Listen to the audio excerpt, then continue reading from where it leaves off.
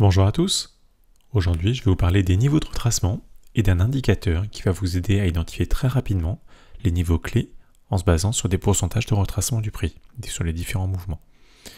Donc on va voir à quoi correspondent les zones qui sont tracées et puis les différentes options d'affichage. Alors avant d'aller plus loin, quelques petits rappels sur le principe des retracements. Alors qu'est-ce que c'est qu'un retracement ? Tout simplement il s'agit du rebond baissier suite à un mouvement haussier. Donc j'ai mon mouvement haussier qui est ici, qui monte. Et le retracement va être le rebond baissier de ce mouvement haussier. A l'inverse, pour un mouvement baissier, le retracement va être le rebond haussier de ce mouvement baissier. Ce qui va être intéressant sur ces retracements, ça va être d'en mesurer la profondeur pour en identifier des zones à surveiller, des zones d'intervention. Alors comment on mesure cette profondeur d'un rebond, d'un retracement ? Tout simplement, je vais prendre mon mouvement haussier, son point de démarrage, son point d'arrivée, j'étire ces deux zones-là, et sur ces deux niveaux, je vais venir positionner une échelle, dans ce sens-là,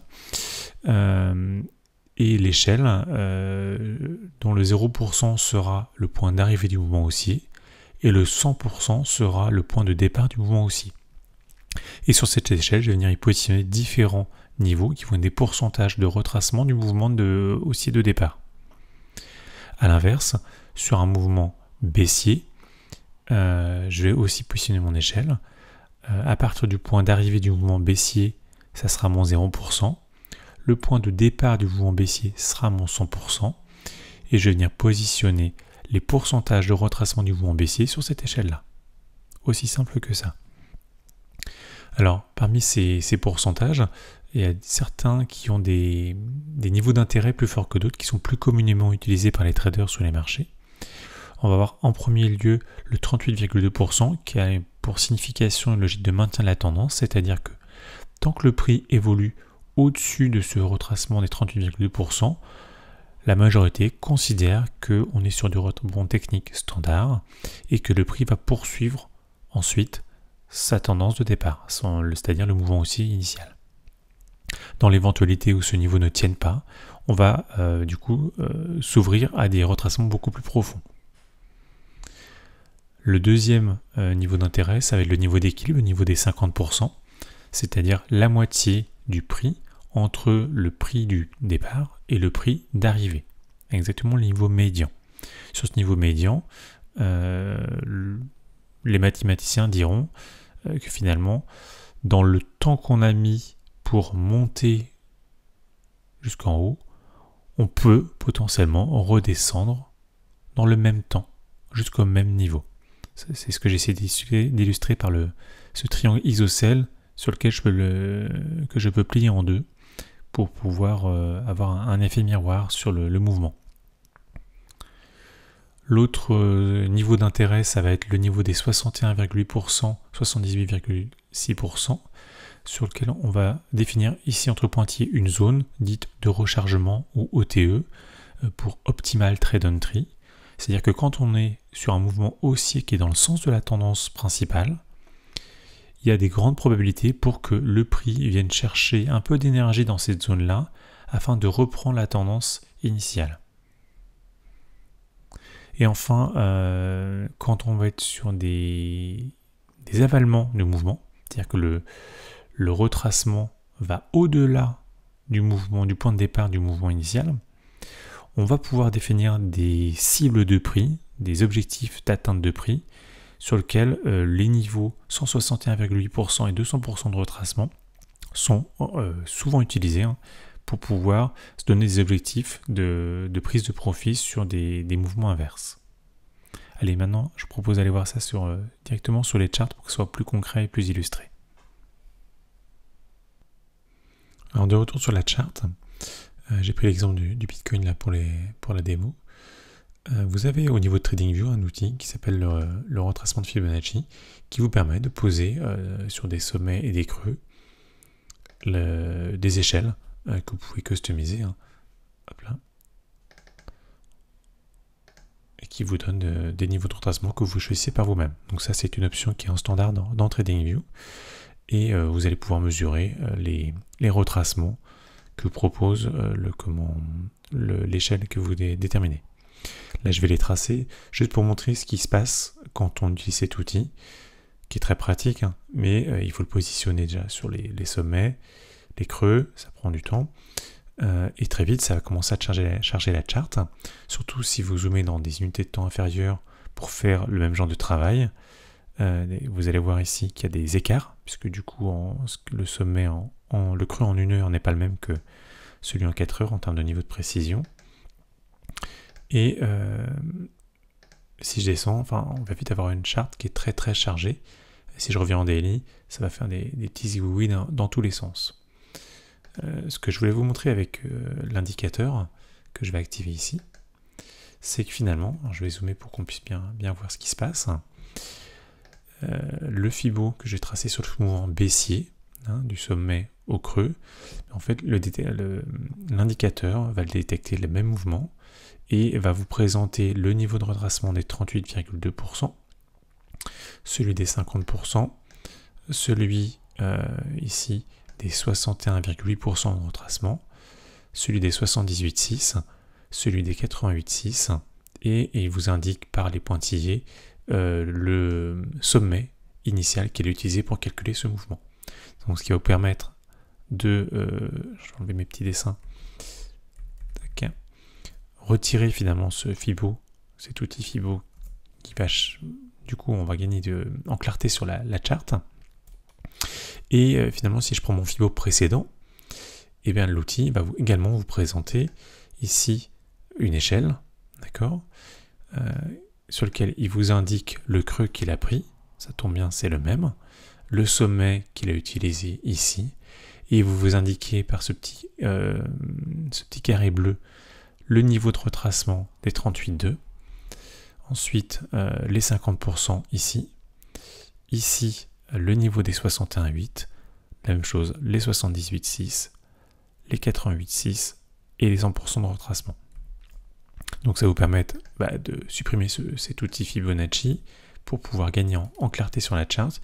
Il vous laisse les zones ici affichées. Si jamais ça vous gêne d'avoir les zones, vous pouvez simplement au niveau des options décocher le fait d'étendre les zones et vous n'allez conserver que les échelles. C'est libre, je les garde pour la démo, mais il est tout à fait possible de gagner encore plus en clarté sur la lecture. Ensuite, le Fibo précédent que j'ai tracé, tout simplement, hop là, les 32% de retracement vont être ici, on les voit apparaître. Si je dézoome un petit peu, les 61,8 ici, les 78 ici, donc on voit bien la zone apparaître ici, et ainsi de suite. Je ne vais pas tous les faire, mais c'est pour vous montrer que finalement, les outils Fibo, on va pouvoir alléger la charge en les retirant, puisque l'indicateur va vous permettre d'afficher automatiquement ces niveaux-là. Ensuite, celui que j'avais tracé sur le mouvement ascendant ici, je vais peut-être passer en daily, on le verra mieux. Voilà, le petit carré bleu qui vous indique le niveau des 38,2, la petite barre verte qui vous indique la zone qui va de 61,8 jusqu'à 78,6, la barre verte plus foncée, le niveau des 78,6 à 88,6. Donc je vais pouvoir retirer cet outil Fibo, puisque finalement il nous gêne plus qu'autre chose à la lecture des charts. Et ce mouvement précédent que j'avais tracé de ce sommet jusqu'à ce creux, la même chose, le petit carré orange pour le niveau des 38,2, le trait rouge pour le niveau de retracement des 61,8 à 78,6, et ainsi de suite. Voilà, donc l'idée c'est de gagner en clarté sur la lecture des charts. On va voir apparaître le mouvement qui va de l'ATH par exemple jusqu'à ce creux là, qui est marqué par, on voit ici les pointillés qui vont depuis ce sommet, et jusqu'à ce creux qui est ici. Et donc on va avoir pareil les niveaux qui apparaissent, et si je dézoome, je vais voir à côté l'échelle très long terme sur la zone ici de rechargement très, très macro, depuis l'ATH jusqu'à l'ATH, et on voit d'ailleurs que le prix évolue à l'intérieur en ce moment. Ensuite, si vous voulez gagner en clarté ce que j'évoquais juste avant, vous pouvez supprimer l'extension, qui permettra de garder que les échelles, et de gagner du coup en lisibilité sur la lecture des autres éléments de prix qui vous intéressent. Si je rentre plus en détail maintenant dans les options, alors je vais le mettre de ce côté-là, ça sera plus lisible. Vous avez le choix déjà en premier lieu d'utiliser soit les mèches, je vais zoomer pour qu'on puisse bien voir comment il fonctionne ici, soit les corps de chandelle. Ça dépend des pratiques. Donc là, il va vous prendre les mesures par rapport à chaque fois au corps de chandelle. D'accord? Je vais le laisser en mèche pour pouvoir continuer le reste de la démonstration. Ensuite, ignorer ATH, ATL. Alors, on va être dans le cas de mèches un peu, moi j'appelle ça des mèches folles, mais en tout cas des défauts de liquidité qui font qu'il y ait des mèches intempestives qui apparaissent sur les charts. Ça apparaît souvent en listing. Je vais prendre Aptos, je crois qu'il y a eu ce cas-là sur Aptos, sur le listing au niveau de Binance. Voilà, typiquement, au moment du listing, il y a une mèche qui monte très très haut. Par rapport au reste de l'évolution du prix, cette mèche finalement, elle n'a pas forcément de sens en tant que telle, puisque c'est un événement de listing qui a fait artificiellement monter le prix. Dans ce cas-là, l'option que je vous évoquais ici, ignorer l'ATH, va permettre d'ignorer la première mèche, en tout cas l'ATH qui sert de mèche. La même chose si on avait un ATL avec une mèche intempestive, il est possible de le supprimer. Par exemple, là, si je supprime ce corps de chandelle là qui n'a pas d'importance, je vais l'ignorer, et l'indicateur le supprime de sa prise en compte pour le calcul des niveaux de retracement. Voilà comment il fonctionne. Je vais revenir sur le Bitcoin pour le reste. Ok. Ensuite, vous avez le choix d'afficher que les mouvements haussiers, ou que, donc là il n'y a que les mouvements ascendants sur lesquels vous allez voir les échelles de retracement s'afficher, ou que les mouvements baissiers, c'est libre, et vous allez voir afficher que les échelles de retracement sur les mouvements baissiers cette fois-ci. Évidemment, si vous décochez les deux, vous ne verrez plus rien sur la charte, donc ne vous en surprenez pas. Ensuite, les types de mouvements, il faut le comprendre par rapport à l'importance des creux et des sommets utilisés. Si je décoche les creux significatifs à moyen terme, il ne va vous afficher finalement que les retracements long terme, donc basés sur des creux ou des sommets relatifs à du moyen long terme. Donc vous voyez ici, il me donne finalement le retracement par rapport au mouvement principal qui va de l'ATL à l'ATH. Hop là, je vais le dézoomer pour qu'on le voit bien. Voilà, donc il me prend ce mouvement. On va le viser, on va dire que c'est ici. Qui va de là à là. Il me trace l'échelle ici. Et il me prend un deuxième mouvement qui va, hop là, si j'arrive à l'attraper, on va dire que c'est là, qui va ici jusqu'à là. Voilà. Un autre avantage, vous voyez, c'est que pour viser, c'est assez compliqué sur TradingView. Si vous n'êtes pas dans le bon niveau de zoom, l'indicateur, automatiquement, il va vous prendre les bons niveaux de sommet et de creux. Donc voilà pour la partie mouvement macro, majeur. Ensuite, les mouvements, si je les enlève, ils disparaissent. Les mouvements significatifs à moyen terme, il va vous prendre des creux et des sommets court terme. C'est pour ça qu'il part de ce dernier grand sommet majeur, de ce creux majeur, de ce sommet majeur, et ainsi de suite. Donc il va vous déterminer ce qu'il considère comme être des creux sommets significatifs à moyen court terme. Les micro-mouvements, on va être sur un niveau de détail supplémentaire qui va être sur les creux sommets les plus récents sur lesquels il va venir positionner des échelles de mesure. Et je vais mettre aussi les mouvements intermédiaires. Mouvements intermédiaires, en fait, c'est quoi? C'est tout simplement tous les... ici, il va prendre par exemple tous les sommets intermédiaires comme point de départ pour mettre en place des échelles de retracement. Donc il va vous mesurer tous les sommets, tous les mouvements finalement intermédiaires entre ce mouvement principal et le dernier mouvement baissier, la dernière impulsion qui a eu lieu. Pour ma part, j'utilise que dans certains cas de figure. La config vraiment la plus utile selon moi, c'est celle où on voit les mouvements majeurs, les mouvements qui sont significatifs à moyen terme. C'est-à-dire qu'il va vous afficher le retracement de ce grand mouvement et également le retracement de ce dernier mouvement baissier. Voilà, ce qui permet, celui qui permet de créer le range finalement dans lequel on se trouve actuellement.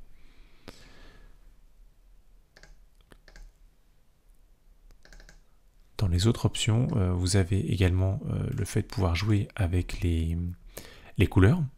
Donc les couleurs bleues et orange vont traduire le retracement des 38,2%. Alors pourquoi deux couleurs? Tout simplement, le bleu, c'est pour les retracements des mouvements haussiers. Oui, là j'ai un mouvement haussier. Le niveau 38,2% de retracement, il est en bleu ici. Alors que sur un mouvement baissier, le niveau de retracement, il va être en orange. Libre à vous de changer les couleurs. L'intérêt d'avoir deux couleurs différentes, c'est que quand les échelles se croisent, c'est intéressant de savoir si on est sur un mouvement haussier ou sur un mouvement baissier. Donc la distinction des couleurs est aidante par rapport à ça. Le niveau de retracement des 50% est en vert olive. Vous voyez ici, indiqué par ce petit carré. Sur le niveau des 61,8, 78,6, donc la première barre verte, ou la première barre rouge, donc le vert et le rouge correspondent, comme tout à l'heure, au fait qu'on soit sur un mouvement ascendant, le retracement d'un mouvement haussier, ou sur le retracement d'un mouvement baissier. C'est exactement le même principe pour le niveau de retracement suivant. Et pour ceux qui travaillent sur la projection de prix par la cassure du mouvement initial, on peut afficher les extensions de mouvement. Et donc, il va vous indiquer, en étendant l'échelle, dire, voilà, si je retrace ce mouvement baissier ici, du coup l'extension Fibonacci qui va de 161,8, pardon. Si je retrace ce mouvement baissier, l'extension de 161,8 jusqu'à 200% va se trouver dans cette zone-là. Voilà. Donc c'est une façon aussi de faire des ciblages pour des mouvements de prix sur du court terme. Ça peut marcher sur du long terme. Ça peut aussi marcher sur des retracements intermédiaires quand on évolue dans des petits ranges. En complément, quand vous affichez le niveau coloré, le fond coloré qui permet de voir les zones, vous pouvez régler la transparence. Donc si c'est trop clair pour vous, vous baissez. Voilà, ça va être plus punchy. Si c'est trop foncé, vous baissez dans l'autre sens. C'est libre à vous, en tout cas, ça dépend des autres indicateurs que vous avez sur votre charte. Souvent, je le mets à 85, 82, je trouve que c'est intéressant comme niveau de clarté. Le dernier, c'est l'espacement des échelles. Donc, par défaut, les échelles, il essaye de les positionner sur le creux ou le sommet concerné. Vous voyez là, il la positionne directement sur le sommet, là sur le creux, là sur le sommet, là sur le creux. Dans certains cas, il n'y a pas assez de place. Donc l'indicateur, quand il estime qu'il n'a pas assez de place pour présenter parce que ça va trop charger la charte ou les échelles vont se superposer, dans ce cas-là, il les affiche sur la droite. Et vous allez pouvoir, si jamais il y en a plusieurs, alors je vais faire exprès d'en mettre plusieurs en cochant cette case-là. Vous voyez, j'ai plusieurs échelles qui s'affichent les unes à côté des autres. Si je suis trop dézoomé, elles vont se superposer. Donc je peux me servir de cette information, enfin de cette zone ici, pour les espacer. Voilà, tout simplement, c'est assez bête. Plus je grandis la valeur, plus elles sont espacées. Plus je diminue la valeur, plus elles sont rapprochées. Voilà. Alors en quoi ça va être intéressant d'afficher les zones directement sur la charte et en automatique? Tout simplement, je vais prendre ici le cas du mouvement croissant qui a eu lieu ici. Vous allez pouvoir visualiser très rapidement le niveau clé qui est supposé aider à maintenir la tendance. Donc s'il est maintenu, il y a de plus fortes chances que le mouvement rebondisse pour continuer sa tendance. Cependant, s'il est cassé, comme dans l'exemple ici, il va avoir tendance à aller beaucoup plus bas dans le profondeur de retracement. Vous avez le niveau ici du milieu du range, qui va vous permettre de voir si on navigue plutôt dans la partie haute du range ou plutôt dans la partie basse du range. Et puis la zone verte ici va vous indiquer la zone d'intérêt pour aller rechercher des faiblesses ici dans le mouvement des vendeurs ou des débuts de retournement dans l'optique d'aller chercher un retracement inverse. Sur le mouvement retour, on va du coup évaluer si dans cette zone-là, on voit des faiblesses de la part des vendeurs ou des retournements avec une reprise de force des vendeurs. Et puis surveiller également ce niveau ici en orange qui va indiquer est-ce qu'on est dans une logique de maintien de la tendance baissière ou est-ce qu'on va aller au-delà. L'avantage également, c'est l'ajustement des échelles. On le voit sur cette échelle ici qui se met à jour automatiquement en temps réel. Voilà. Alors si je pose ici, on voit que sur ce mouvement en fait ici, qui part de ce point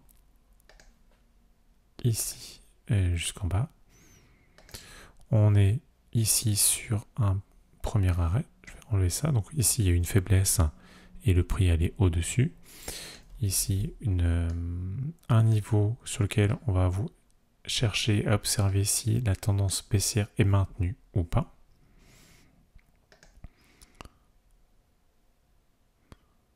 Donc on voit déjà qu'on travaille cette zone-là. Voilà, on voit ici également une nouvelle échelle. Je vais enlever celle-ci.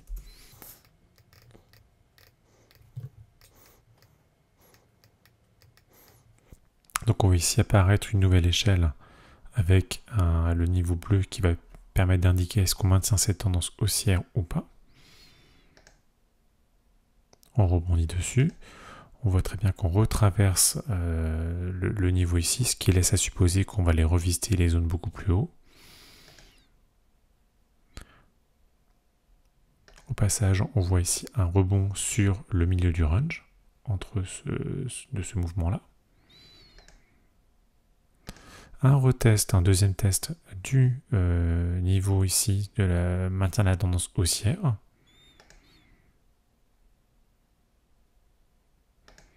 On voit juste à l'instant là un petit rebond sur ce niveau orange là, de maintien de la tendance baissière. Donc on voit qu'il y a une opposition acheteur-vendeur sur ces différents mouvements qui s'enchevêtrent. Et donc on va arriver sur le niveau de maintien de la tendance baissière de ce grand mouvement baissier que je vais montrer ici. Voilà. Et donc le prix arrive maintenant sur ce niveau indicatif du maintien ou non de la tendance baissière de ce grand mouvement qu'on a ici. Autre élément intéressant, ça va être les confluences de niveaux. On observe ici qu'on a le 38,2% de retracement du mouvement entier.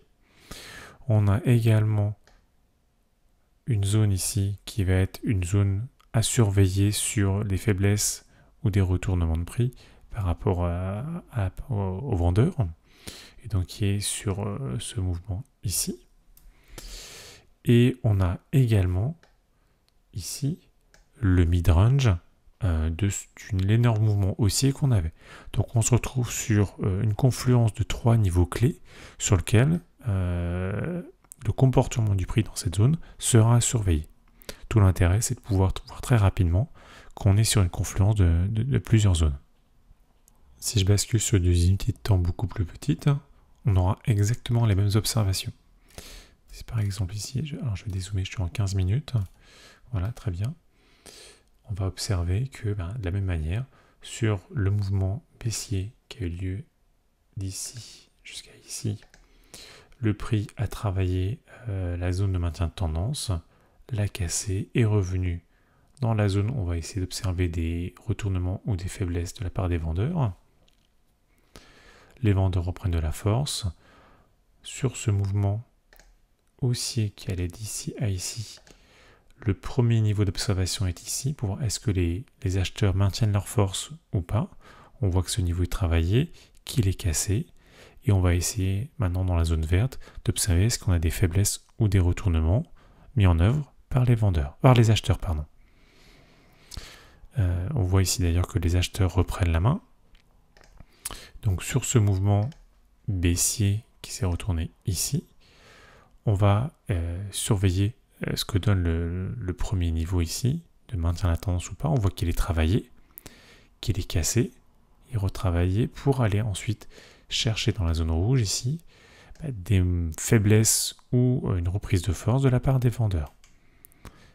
Et on voit du coup, si je poursuis le schéma, qu'on va retomber sur, hop là, au niveau de ce mouvement aussi là, ou même de celui-ci, hein, parce que du coup si je mets en replay avant pour avoir le retracement, tac, voilà, on voit que le prix retombe sur la zone de maintien du premier niveau, qui est pour l'instant défendu, maintenu, et qui renvoie le prix vers le haut pour aller rechercher un plus haut.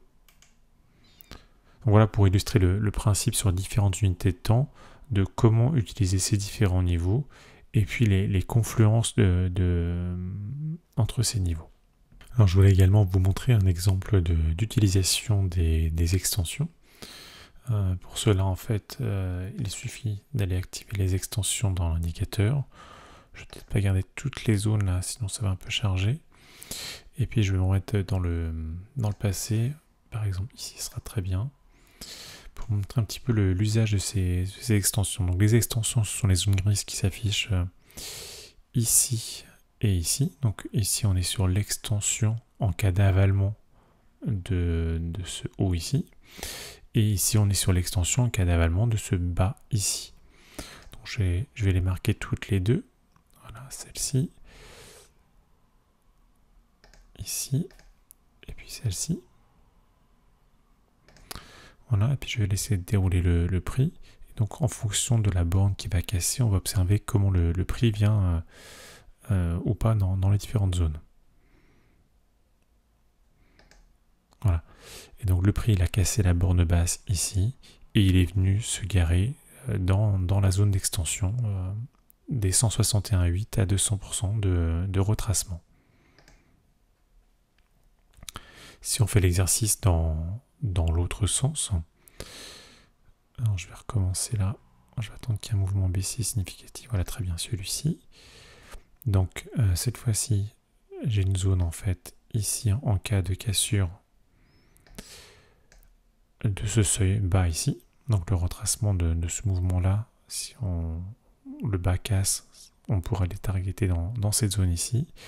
Et puis ici, j'ai une deuxième zone, comme ça, je vais l'ajuster, qui est en cas de cassure du sommet au-dessus. Et donc on laisse dérouler en voyant quel niveau va casser dans ce range. Donc ça casse en bas. Alors on voit du coup que j'ai une deuxième zone ici, hop là, qui se crée sur du coup le mouvement qui a engendré la cassure.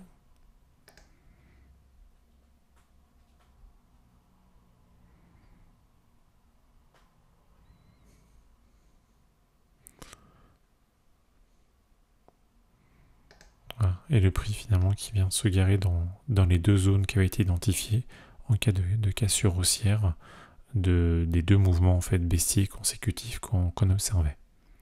Un autre cas d'usage, ça va être sur la gestion d'entrée, au moment en tout cas sur des niveaux de retournement de tendance. Donc je vais prendre ici volontairement une tendance baissière.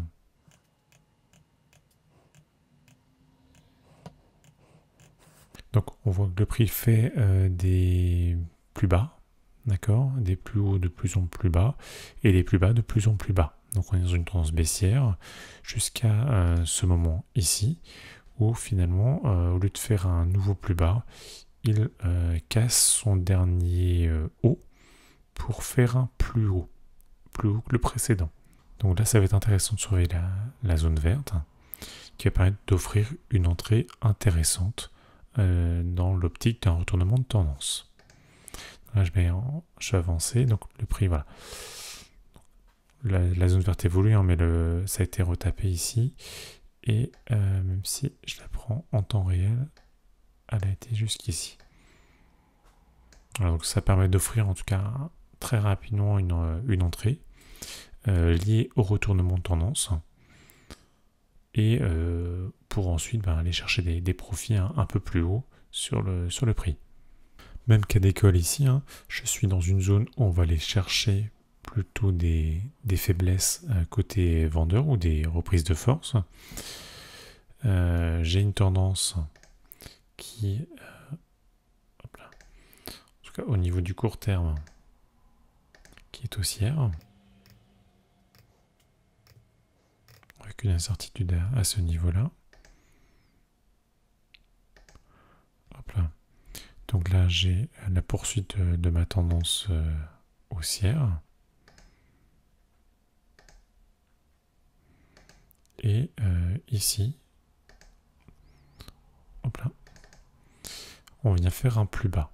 C'est-à-dire que j'ai toujours des bas de plus en plus hauts, des hauts de plus en plus hauts, sauf sur ce niveau-là, où le prix est venu faire casser son dernier plus bas. Ce qui peut laisser à supposer qu'on va être dans une logique de retournement de tendance, sachant que on était déjà à plus gros niveau dans une zone où on allait chercher plutôt des entrées short.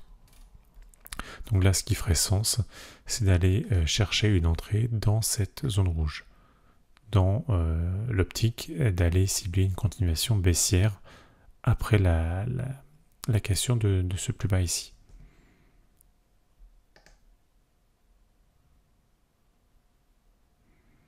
Alors, ce qu'il a touché, voilà, il est rentré juste dans la boîte, hein. En tout cas ça permet d'aller cibler rapidement la zone, et derrière, il va faire des nouveaux plus bas. Donc ça permet d'offrir également des zones d'entrée quand vous détectez des retournements de tendance. Si vous avez des questions sur l'utilisation de cet indicateur ou d'autres types de setup à partager avec, n'hésitez pas à m'en faire part. Et puis je continuerai à vous publier des vidéos sur des exemples d'utilisation. Merci à vous.